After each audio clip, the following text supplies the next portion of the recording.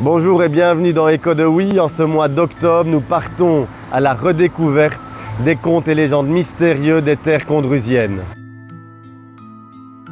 Quand les nuits s'allongent et que la frontière entre le monde des vivants et des esprits s'amenuise, les légendes enfouies ressurgissent. Préparez-vous à entendre ce que les siècles ont tenté d'effacer, ces récits sombres et fascinants qui hantent encore nos terres.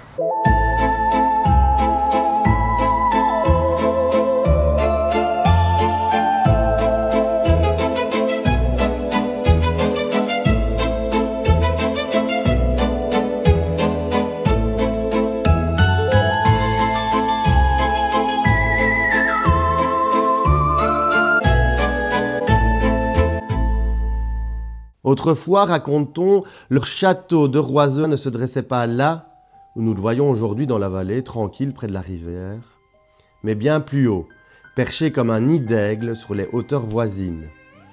De cette ancienne forteresse, il ne reste pourtant plus rien. L'escarpement rocheux est aujourd'hui envahi par la végétation, et l'histoire ne conserve que le souvenir d'une légende. Il y a bien longtemps que même la mémoire des hommes s'y perd. On dit que le seigneur de Roiseux était la proie de tourments bien étranges. Le diable en personne s'acharnait sur lui, réclamant son âme. Le malin avait choisi un terrain propice.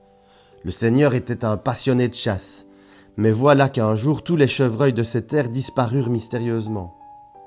Alors surgit devant lui un vieillard à l'air moqueur. C'était Satan, déguisé.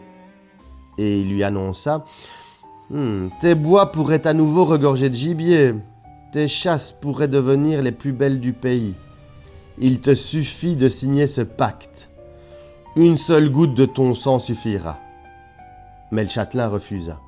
Le diable revint à la charge, encore et encore, sous des formes différentes, multipliant les tentatives pour obtenir la signature fatale.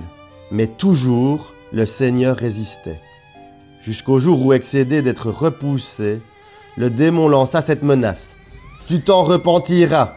Redoutant la vengeance de l'esprit mauvais, le Seigneur alla chercher protection auprès d'un ermite vivant dans le bois de Saint-Roch. L'homme saint, après l'avoir exorcisé, lui confia un bâton de noisetier et lui ordonna d'aller sans attendre en pèlerinage à une chapelle miraculeuse du côté de Maastricht. 2 jours plus tard, à son retour, le Seigneur découvrit une vision d'effroi. La rivière avait gonflé et envahissait toute la vallée. Les flots montaient si vite que la plus haute tour de son château menaçait d'être engloutie. Le diable avait frappé.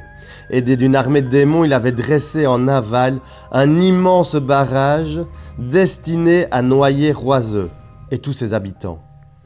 Alors que tout semblait perdu, une voix résonna dans le cœur du pèlerin. « Plante ton bâton dans les eaux !» Il obéit.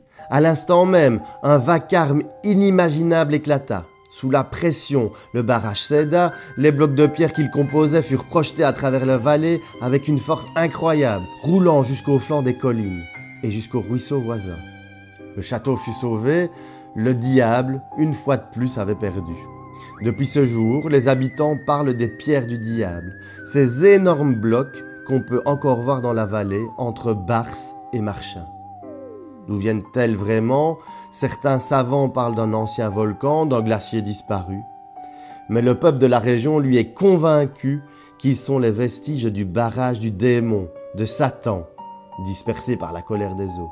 Et qui sait, la prochaine fois, au détour d'une promenade, si vous voyez des blocs massifs apparaître, souvenez-vous, ce ne sont peut-être pas de simples pierres, mais au contraire, les restes du piège infernal par lequel Satan voulut s'emparer du seigneur de Roiseux. Les échos du passé ne s'éteignent jamais vraiment.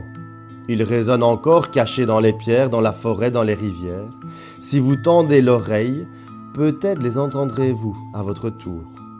À bientôt dans Écho de Oui, d'autres récits de l'ombre vous attendent.